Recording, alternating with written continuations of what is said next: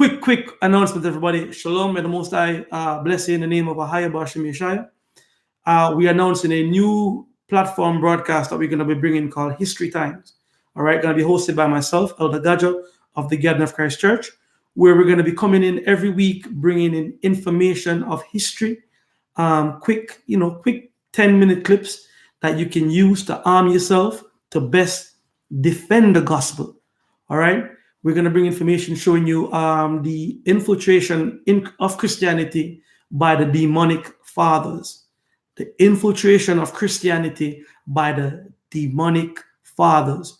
And we're going to show you who they are even up to today, continuing from the Jesuits all the way down. All right, there's some books we're going to give you, we're going to put out that you should get, have it, arm it. If you're a pastor running into this broadcast, go and get these books. Educate your congregation. And educate your family. Exactly, and educate the families as well. Because they're removing a lot of the books, they're taking the information away. So we're going to bring it out there and give it to the people. The Bible says, freely we have received, freely we're going to give it to you. All right. So with that said, this is one of the first clips I'm going to go into today, taken from this book, The Secret History of the Jesuits. All right. By Edmund Paris. Go and get it. Everybody should have a copy of this book. It highlights the Jesuit infiltration going all the way back from the 14th, 15th century. It tells you about it. It goes into it. All right. One of the big topics that you see out there right now that this church will teach and highlight is what they call the Immaculate Conception or the virgin birth, as you know about it. All right. Now, if anybody out there following a virgin birth concept, it is Jesuit inspired. And we're going to prove it. And we're going to prove it. All right. So just a quick excerpt from this book here. I'm on page 86, and it's speaking about Ignatius Loyola, which is the founding father of the Jesuits. For those of you who don't know, I've been in the academy.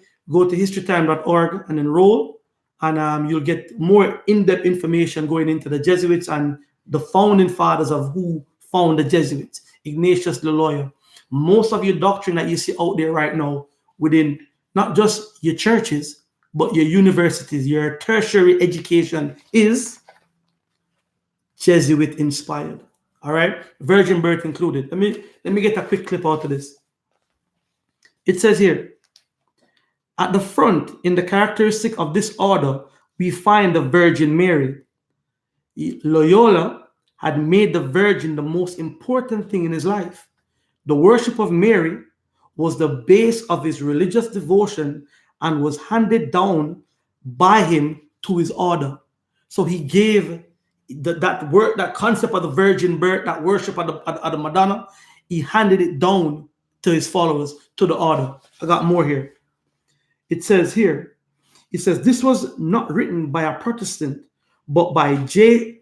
Huber, professor of Catholic theology. So a Catholic brought this out. This wasn't the Protestants that brought this information out.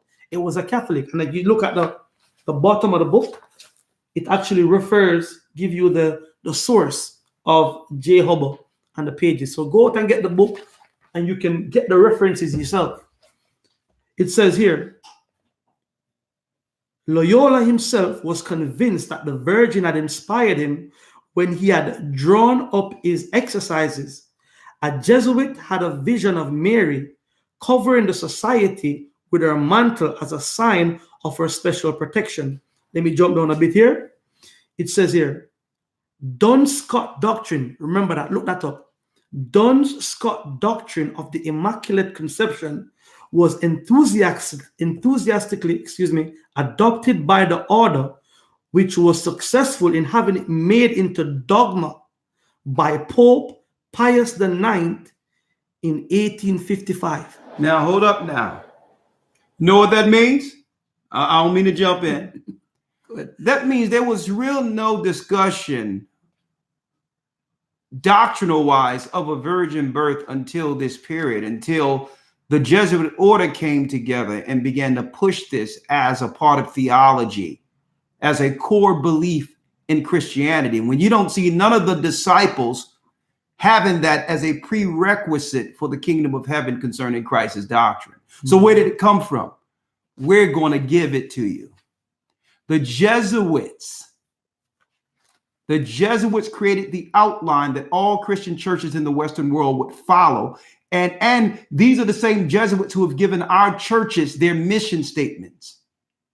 Okay, the lines in which they can't cross when it comes to doctrinal, what you would call doctrinal foundation. And if you go outside of the Jesuit order, you are a heretic according to their new mission statements. Hey, you don't want to miss this. We're going to be going into next Wednesday, this coming Wednesday, the collapse of the Black church. It is not what you're going to think. It's not what you think it's going to be. It's not downing our brothers and sisters who were deceived. Hey, but go on. Thank you for that, Elder. So just going back to this real quick, that's a quick snip of history. Like I said, this is History Times going forward. If you want to get more information, more in-depth study, go to historytime.org and join the academy. And see you next week. Be it the will of the Most High. All right. So quick history bite. All right. Going forward, man. Be it the Lord's will. All right. Bless you. Shalom.